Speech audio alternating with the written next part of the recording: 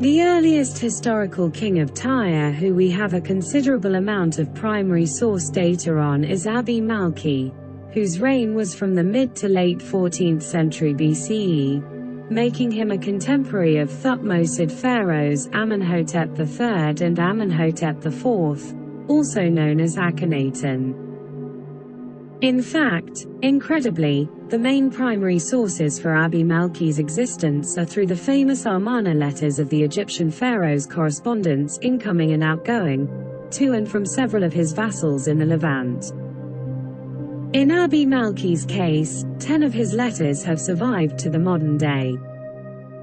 They are written in Akkadian, the lingua franca of the time, and recorded on clay tablets in logographic cuneiform.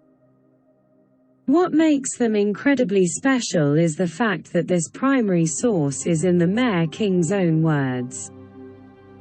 These letters give us a unique perspective into the reign and life of this Lebanese petty king. According to letter EA 295 of the Amarna letters and corroborated by letter EA 89 and others, Abi-Malki's predecessor was King Baladani, who was murdered along with his entire family by his own inner court according to letter EA 89 sent by Baladani's ally and brother-in-law Rib-Hadda, the king of Byblos. This was undoubtedly a coup.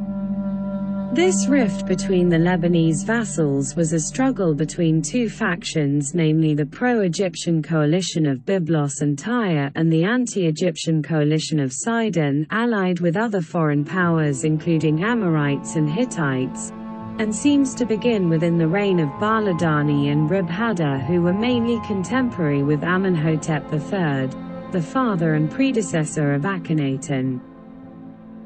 After the death of Baladani, Amenhotep III sent his army to crush the conspirators and handpicked a member of the royal family of Tyre, Abi-Malki, although he was not in the direct line of ascension to the throne. Abi-Malki had been a Tyrian prince who was held hostage in the court of the pharaoh in Egypt and educated in Egyptian culture, language, nationalism, deification of and loyalty to the king. Inheriting this strife, Abi-Malki would have a violent, bloody rivalry with Zimreda, the king of Sidon. Again, this is mainly due to the favoritism that Amenhotep III showed Abi-Malki by appointing him as Mare King of Tyre after the massacre of Baladani and his family. Tyre was, in the time of Abi-Malki, a booming and prosperous nation under Egyptian vassalage. Some kings, who had been established before the rise of Abi-Malki, thought that Egypt's encroachment by using Abi-Malki as a fly on the wall, giving frequent updates on the status of Canaanite affairs, was a great threat and would lead to incrimination and loss of power. Zimreda of Sidon was determined to stop this. Zimreda had an independent and renegade nature about himself, as well as connections to the lawless Amorites of the north, namely King Aziru, as well as the kings of Arwad and Alalak, who allied themselves with Habiru peasant-class revolutionary mercenaries and the Hittites, who both began to do the dirty work. Zimreda's true anti-Egyptian colors were evident when he and his coalition of Amorites, Habirus from Syria, Hittites and local Canaanite renegades conquered Sumerah, located on the coast of the present-day southern Tartus Governorate in Syria. The coalition took Sumerah by proxy from local pro-Egyptian forces and killed the Egyptian commissioner there named Pawara. They would then go on to besiege Tyre. And, according to letter EA 149 of the Amarna correspondence, Zimreda also sent his army out to occupy the area around the old city of Tyre and blocked Tyrian ships from docking and resupplying timber and fresh water near his newly acquired domains.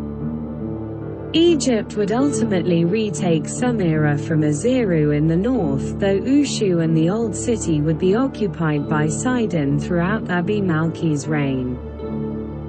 According to Israeli archaeologist Nadav Nahman, building on the work of scholars of the ancient Near East like William Foxwell Albright who, in 1937, noticed passages in Amarna letter EA 155 written by Abi Malki describing a princess named Mayati. Albright identified Mayati as the Princess Meritaten, the daughter of Akhenaten and wife of Akhenaten's successor Smenkhare.